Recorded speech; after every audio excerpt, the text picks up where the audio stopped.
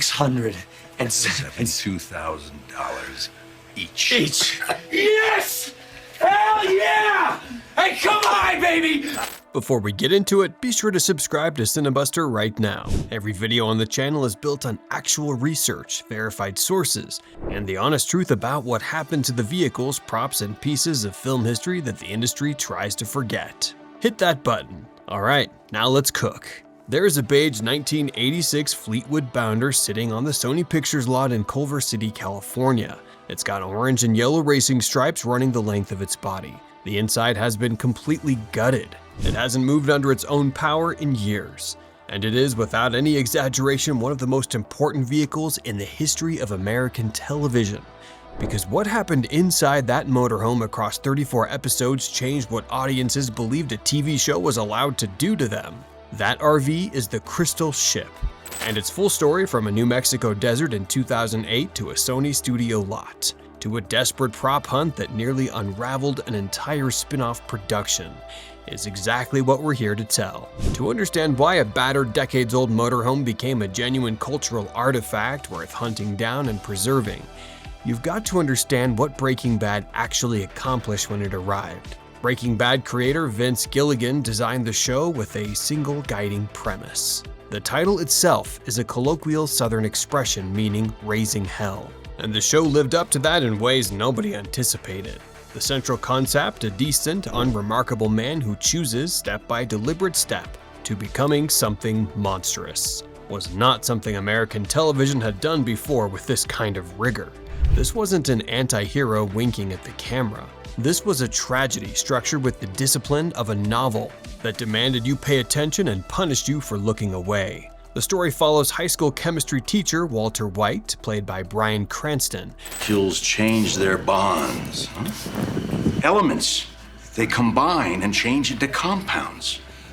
Who is diagnosed with terminal stage 3 lung cancer and partners with former student Jesse Pinkman, played by Aaron Paul, to manufacture and sell crystal methamphetamine to secure his family's financial future. That premise sounds on paper like a B-movie pitch. What Gilligan and his writers did with it over 5 seasons was something closer to Greek tragedy in a New Mexico desert, and the world noticed. The show almost looked completely different. The production landed in Albuquerque after Sony suggested the location switch from the original California setting, drawn by the state's favorable financial conditions. A 25% tax rebate that made a significant difference on a constrained budget. That financial calculation turned out to be one of the best creative decisions the show ever made. The Sandia Mountains, the blinding high desert light, the endless empty roads stretching to the horizon.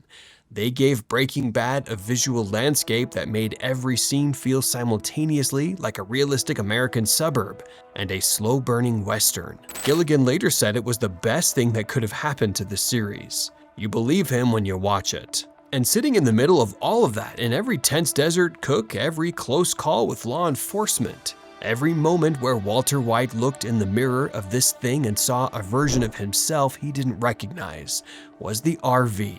In the very first episode, Walt gives Jesse his life savings, less than $7,000, and tells him to find somewhere they can cook. Jesse shows up the next day with a 1986 Fleetwood Bounder, and they dive into the desert to start. Jesse, true to character, names it the Crystal Ship. The stylized spelling is intentional and confirmed on Jesse's in-universe website within the show's promotional materials. The Breaking Bad RV was a 1986 Bounder Class A motorhome, 30 feet in length, equipped with a full kitchen, plentiful storage, a spacious bathroom and basement storage, a genuine Class A recreational vehicle that had been completely transformed for use as a mobile meth lab, allowing Walt and Jesse to relocate operations whenever law enforcement got too close.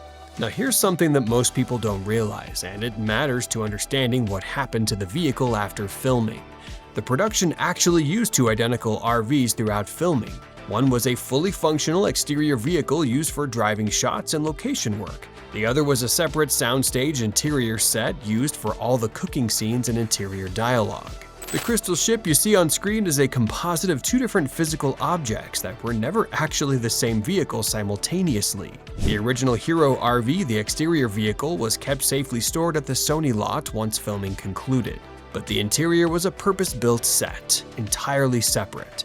and that distinction becomes absolutely critical to the story we're building toward. The RV appeared in the first 34 episodes of the show before Walt drove it to Old Joe's junkyard in Season 2's episode Sunset, where Joe's crew was set to strip and demolish it. And here's where the production team made a decision that film preservationists should genuinely appreciate. When the crystal ship was destroyed on screen in that episode, the production crew used a replica.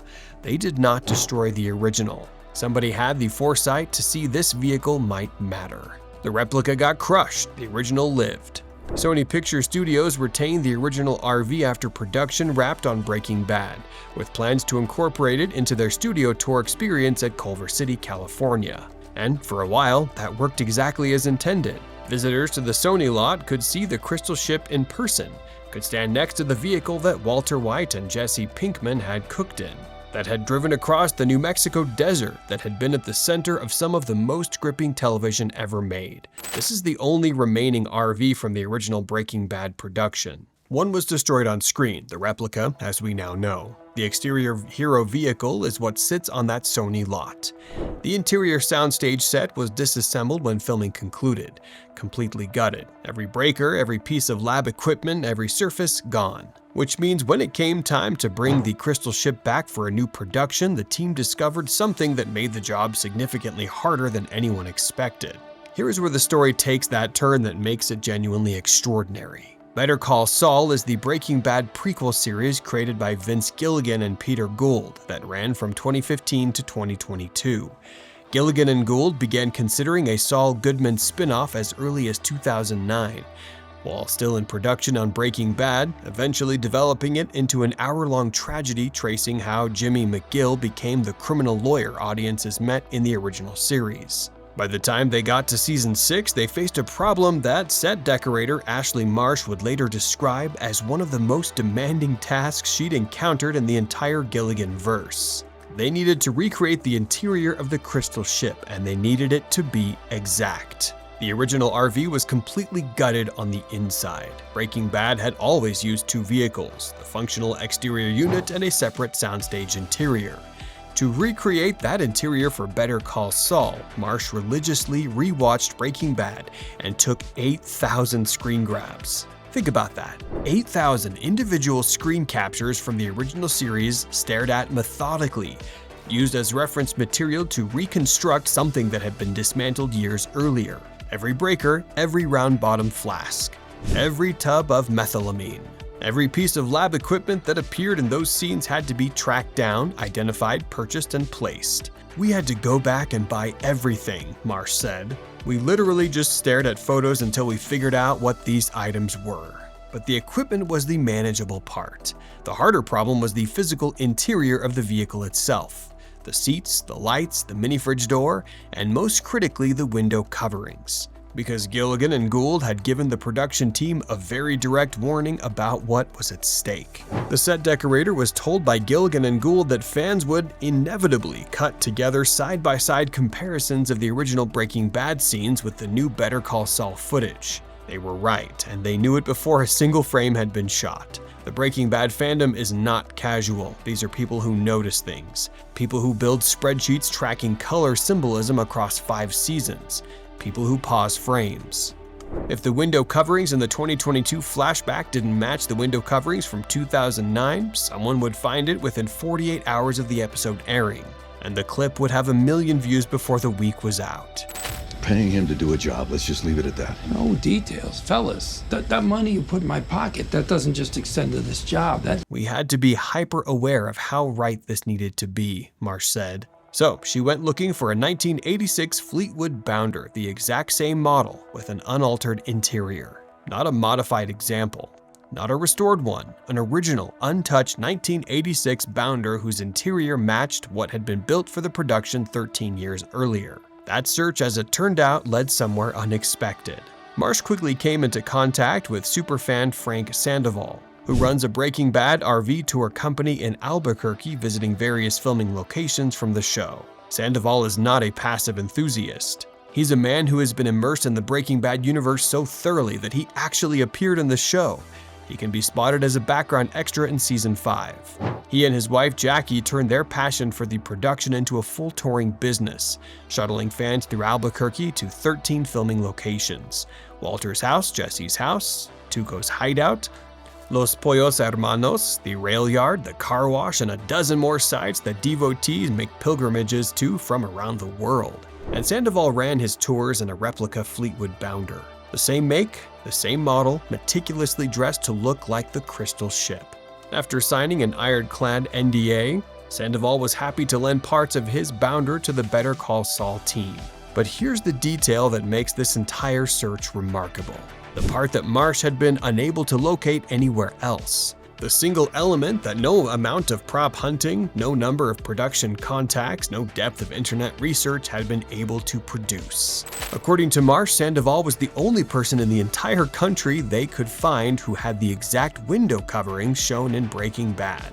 A man running fan tours in Albuquerque, New Mexico, a former extra on the original show, was the last living source of a specific interior detail that Vince Gilligan's production could not recreate any other way. Think about what that means. The production team of one of the most acclaimed television franchises in history, with the full resources of Sony Pictures Television behind them, searched the country for a specific type of window covering from a 1986 Fleetwood Bounder, and the only place they found it was inside the replica RV of a superfan who built a touring company in the city where the show was filmed.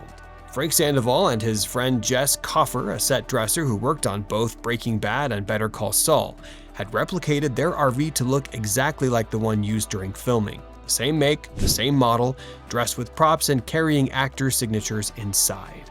They had called it the real Breaking Bad RV. And because they had done that work, because they had cared that much, a detail that would have been lost to time survived. The original Crystal Ship, the exterior hero vehicle, the one that drove through New Mexico, the one that wasn't crushed on screen, remains at Sony Pictures in Culver City, California, where it is viewable on the studio tour Monday through Friday with reservations required and, unsurprisingly, a minimum age of 12. It's gutted, it doesn't run, but it's there, and it's protected. And it's the last physical survivor of the production that built it. In Albuquerque, Sandoval's touring company continues to run, or has been working toward resuming after some health challenges he faced in 2024. The replica he built with his own hands, the one that donated its window coverings to a Sony production, the one that carries fans through 13 filming locations on a 3-hour tour. That vehicle is in its own kind of preservation. A fan-made record of what the original looked like, built with enough accuracy that professional set decorators came to it for a reference. And in a self-storage facility in Austin, Texas, there is reportedly one more Bounder out there, purchased from Sony Pictures for $5,000 by a private buyer who found the listing through a Reddit post, along with a genuine Walter White stunt double mask acquired for $10,000. Google executives reportedly rented that vehicle for a team-building tour across their US offices for a full year. It now sits quietly in storage, known to a small circle, unreachable to the general public. The Crystal Ship exists in multiples and in fragments: the original gutted shell on a studio lot, the fan-built replica in Albuquerque, the private acquisition in Austin. Each one is a different piece of the same story. None of them is the complete picture. And the complete picture, 2 vehicles, a soundstage set, a production ran for 5 years across an entire New Mexico city, has been scattered to the winds the way film history always scatters when nobody is actively holding it together. What saved the most critical piece of it was obsession. Vince Gilligan's obsession with accuracy, which made the Better Call Saul production refuse to settle for close enough. Ashley Marsh's obsession with getting every frame right, which drove her to make 8,000 screen grabs and hunt across the country for a 1986 window covering. And Frank Sandoval's obsession with the show he loved so much that he built a replica of its most iconic vehicle from scratch and started shuttling strangers through Albuquerque in it. That last obsession turned out to be the one that mattered most. The window coverings that Gilligan needed, the detail that fans would have noticed, the piece that no production budget could replace. It survived because one man in Albuquerque cared enough to get it right. That's what film preservation actually looks like most of the time. Not a museum, not a studio archivist. A guy with an NDA and a Fleetwood Bounder keeping the story alive. If this video hit the way it should, subscribe to CineBuster right now. This is what we do here every single time. Real research, verified sources, and the full story from beginning to wherever the trail actually ends. Drop a comment below telling us what details surprised you the most. We read every one. And if you know anything about that Austin bounder, or where any other pieces of the crystal ship ended up, you know where to find us. The crystal ship rolled out of a New Mexico desert on less than $7,000 and a bad plan. It ended up on a Sony studio lot in a Variety cover story, and at the center of a prop hunt that went all the way to a superfan in Albuquerque. Not bad for a beige motorhome. Not bad at all.